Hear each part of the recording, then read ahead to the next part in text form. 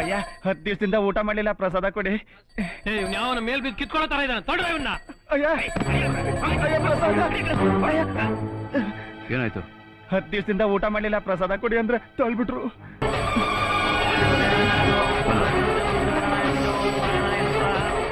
ಏನಿದು? ಹೊರಗಡೆ ಒಬ್ಬ ಹೊಟ್ಟೆಗೆ ಇಟ್ಟಿಲ್ದು ಸಾಯ್ತಾ ಇದ್ದಾನಯ್ಯ. ಸಾಯ್ಲಿ ಬಿಡು, ಭೂಮಿಗೆ ಸ್ವಲ್ಪ ಭಾರನಾದ್ರೂ ಕಮ್ಮಿ ಆಗುತ್ತೆ.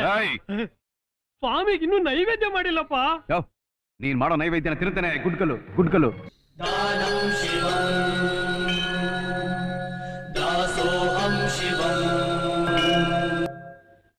ಆಹಾ, ಎಷ್ಟು ಆರ್ದ್ರತೆಯಿಂದ ನಮಸ್ಕರಿಸ್ತಾ ಇದ್ದಾನೆ. ಇವತ್ತಲ್ಲವೇ ನನ್ನ ಪ್ರಸಾದಕ್ಕೊಂದು ಬೆಲೆ ಸಿಕ್ಕಿದ್ದು. ಸ್ವಾಮಿ. ಹೌದು ದೇವಿ, ಅಖಿಲ ಕ್ಷೇತ್ರಗಳು ತಿರುಗೋದಕ್ಕಿಂತ, ಸಕಲ ತೀರ್ಥಗಳಲ್ಲಿ ಮುಳುಗೋದಕ್ಕಿಂತ ಹಸಿದವರಿಗೆ ಒಂದು ತುತ್ತು ಅನ್ನ ಇಟ್ಟಾಗಲೇ ನನಗೆ ಪರಮಾನಂದವಾಗುತ್ತದೆ.